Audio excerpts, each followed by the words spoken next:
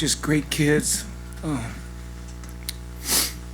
man, I'm so fortunate, so blessed to be able to coach these guys.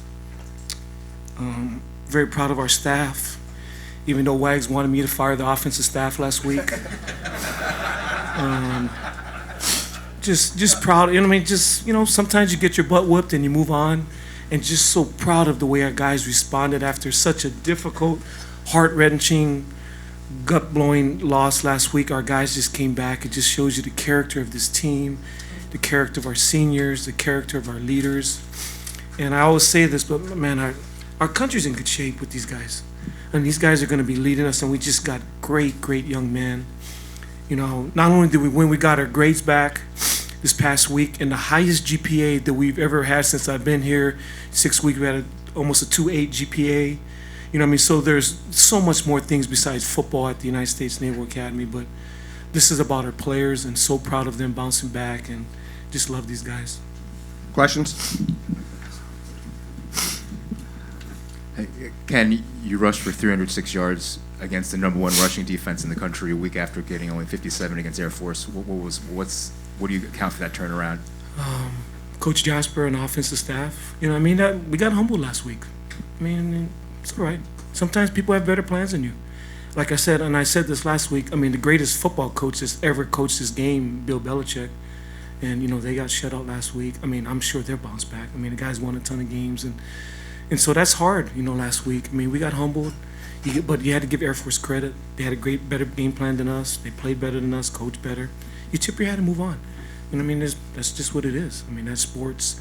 But again, I thought Coach Jasper and the staff did a great job of finding some windows.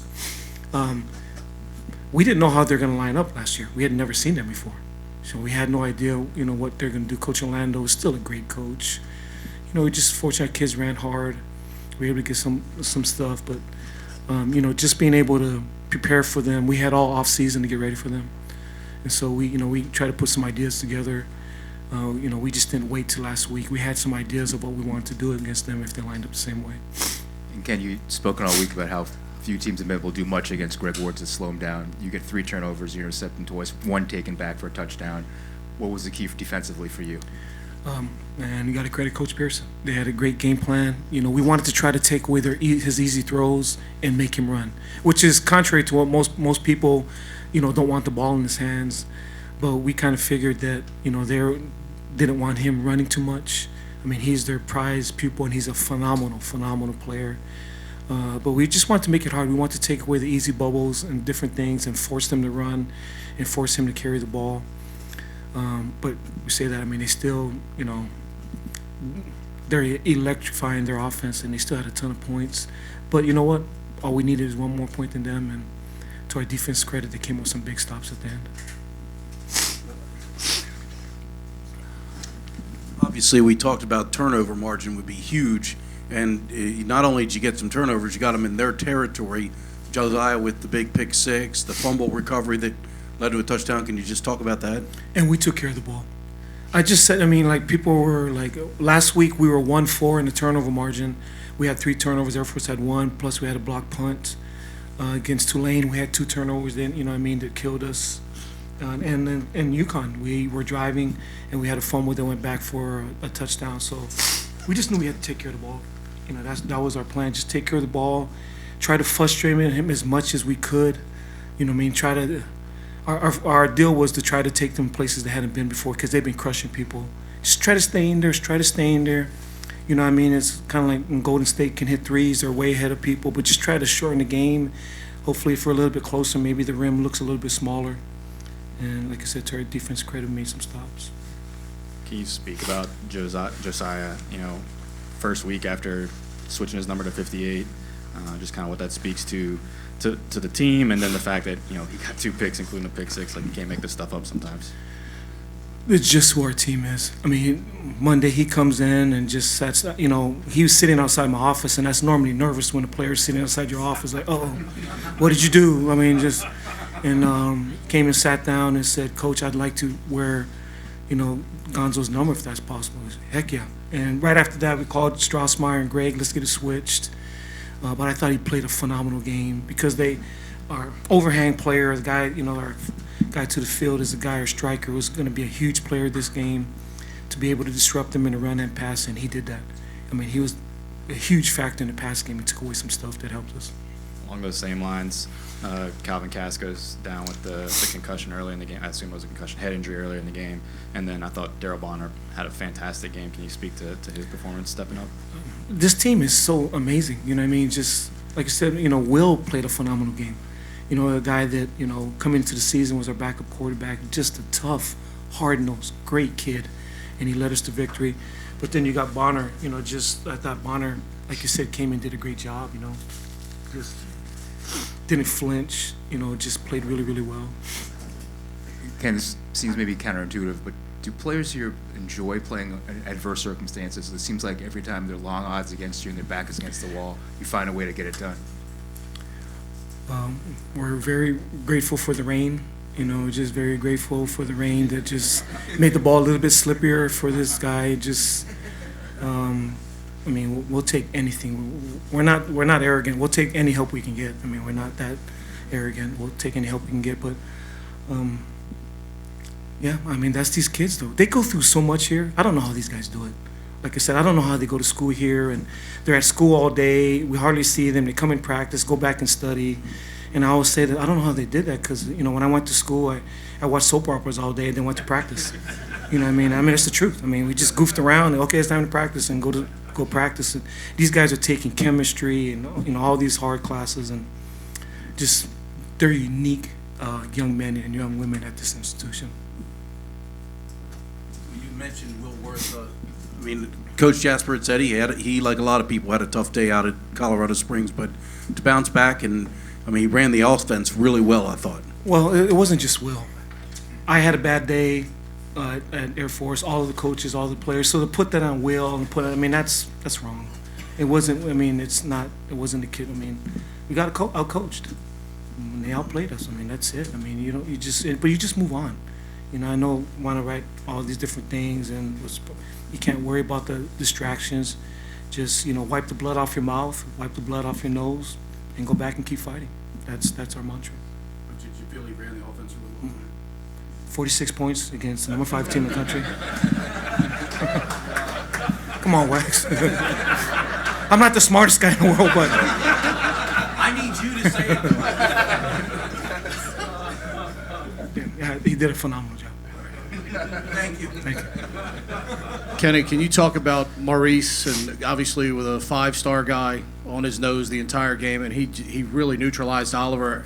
The guy basically made one play the entire game. Otherwise, Maurice was brilliant. Great call, Pete. And I was Ashley Ingram made a decision because, Parker Wade actually had been playing well for us, but it was Ashley decided, we need a little bit more mass in there. This guy was the best defensive lineman coming out of high school last year. Alabama, everybody offered him, and he stayed at Houston. We were really, really concerned about him. And like you said, Mo played a really, really good game. Because for us to get all of our perimeter stuff, he had to block him, and he did a really good job of that. Ken, the linebackers in particular, how much were they inspired by what happened to Daniels last week? All those guys, Josiah, TJ, they all made plays. Our team loves each other. Of any quality that this team has, I'm not the smartest coach. Their coach is way smarter than me. But this team literally loves each other. And so when somebody goes down, it's like somebody, it's a family member goes down. And anytime somebody gets hurt, I can just feel the air on our sidelines go down because our kids literally love each other. But with that said, like you said, the linebackers, they step up for each other. And like I said, that's part of who we are. We're a family. We love each other. Maybe individually we may not be the best team, but collectively we're a family. We play together, we fight together, we help each other out. And maybe as a group we can overcome some of the talent deficiencies. The teams are bigger and stronger and faster than us, and I think tonight was evidence of that. Execution. We knew last week that we didn't play our best, and the scoreboard showed that. And to come out here, we've been practicing versus the Houston defense all spring and camp and everything to just come out and execute our game plan. That's what made the difference. Taneo, for you, what was the difference? How were you able to turn it around in such a quick time and upset the number 6 team in the country? It was definitely execution and just leaning on our brothers. We knew what we had to do. Nobody gave us a chance. We just had to believe in ourselves and get it done. Well, obviously, we had talked about getting this offense clicking on all cylinders. It happened today. The fullback was working. You were getting your yards. The slots were getting theirs. How good does it feel when the offense does what you know it can? I mean, it feels awesome. We beat the number 6 team in the nation. So, I mean, it feels great, and that's what we talked about is all execution, just going out and actually executing the game plan. That's all we needed to do. Daryl, can you talk about stepping in? You know, Calvin went down with a concussion or head injury of some kind, and, you know, he had a phenomenal game. Can you kind of speak to that next man up mentality? Yeah, in the A-back room, that's one thing we always talk about. Like, you're just one play away from making the next big play or being in the game. And today, Cass went down, and he told me, he was like, hey, you got to go out there and play. And Antonio and Daishin and all the other A's, they had my back and helped me out while I was out there as well. Is that something that surprises you when a kid comes in like that and hasn't played much all year and makes big plays, he's catching touchdowns? Not at all. I think that's one of the things that Navy football is built on is the next man up mentality. I mean, unfortunately, we've had to see that a lot this year with the Navy football team, but it's been also great to see the other guys step up and make plays. Tony, I mean, Will kind of already hit on it, you know, that it was execution and kind of just a bounce back mentality. Can you talk to, you know, after you got back from Air Force, how you were able to kind of be resilient and, you know, as captain and your co-captain goes down, he's out for the year, and just what this week was like leading up to the game? Short-term memory. That's what I said to the team. We just got to forget about Air Force. I mean, we can't change the past. So how we move forward is coming to practice, going to treatment, starting the next day, and coming to practice on Monday and just getting after it and just acting like we actually won. But we did that all week, and we got it done. For either of you guys, can you talk a little bit about the offensive line, the work they did today against that team that had been holding teams to 42 yards rushing per game, and you guys put up 300 and some? Oh, they came out and killed it today. Like we said, they executed the game plan and everything, but I think there was also a little added fire from last week, as it was with everybody. But after last week, they came out to practice, like Tony was talking about, with a new fire, and came out today and dominated. Any other questions? Oh, go ahead. I'm sorry. On the offensive line? That was definitely it. I mean, we preached low pad level, and it was going to be a fight. They have some big linemen, but lowest man wins, and I think we fought our butts off. Any of you guys can answer this. You know, Houston got you guys last year. I don't know if any of you noticed, but when they jogged out from the field, they played summer 16. Was this game about revenge for any of you guys? I don't know, not particularly exactly what we were thinking going into the game. I think we were more wanting to bounce back from the Air Force game, but I mean, it was definitely on our mind all summer, all training camp, in the spring ball and everything. We were definitely thinking about it, watching the film, practicing against their defense. So, I mean, I guess you could say so. Maybe a little bit. Definitely. We only lost 2 games last year, and being in a new conference, we wanted to, you know, beat Houston because they beat us last year. So it wasn't on our minds, but that was on our mind all summer. You know, what kind of win like this do for you in a short week, kind of get you going and headed in the right direction towards the ECU game? I just think it's important that everybody gets in on tomorrow, get the treatment that we need to get, and it's probably not going to be as physical a week as usual, but like our minds, you know, we just need to be tuned in with everything we need to do. One of them pick 6. Can you just talk about that, what it means to you, to Daniel, and the rest of the team? It just means a lot. I chose to switch to number 58, like as a tribute to my brother. It really hurt me and the rest of the team to see him out for the season. So, yeah, I'm sorry, I can't talk right now. It's like it's big. What can you say, the one pick 6, it's almost like you were like, whoa, I got the ball in my hands. Just kind of tell us what happened there. Yeah, it was real surprising, like just seeing him overthrow it like that. I was just trying to do what I was supposed to do. Micah, can you talk about just how the linebacking core was able to step up, you know, for your brother, for Daniel going down? I mean, Daniel going down is a huge loss. You know, we love our brother, just like he said. It was just a matter of people stepping up. We had Hudson Sullivan and Mike Kelly play a heck of a game, with me moving over to Sam and them playing my old position. Again, heck of a game. Our outside backers always do. They always do what they do. Like, they're great. Probably our best position on the team, in my opinion. Love them.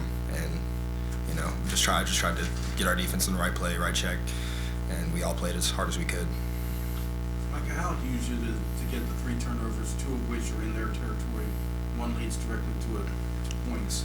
I mean, turnovers are huge. The turnover battle in college football. I mean, if you win the turnover battle, there's a high percentage of winning the game. I think our record is 20-something and 1 when we win the turnover battle.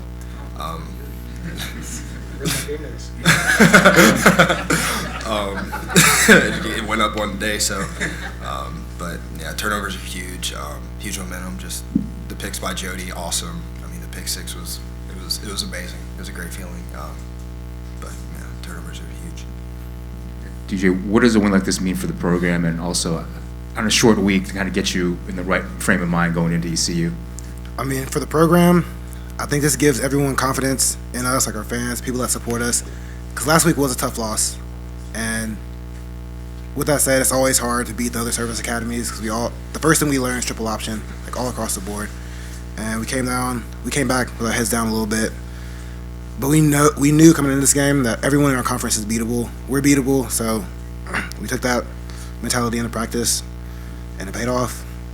And what was the other question? To get you in the right frame of mind on a short week to face ECU. Honestly, we just have to come back tomorrow, recover, go recovery tomorrow if everyone gets healthy, and then start rolling again. I mean, I think our coaches do a great job with letting us recover and not bashing our bodies too much, getting our legs ready for the game. So just have that want-to-know mentality that every game is just equal. We have another big game next week. It's just as big because it's the next game. Michael, the coach had mentioned the soup doing something he hadn't done in a while. I heard something about classes being canceled. Can you fill us in on what happened there? Well, by the grace of God, we are not having class on Tuesday. Really? Yes, sir. So now you can really focus on this. That's all we're going to do all day, just get ready for the game. So it was, I mean, that was the locker room erupted when he said that. So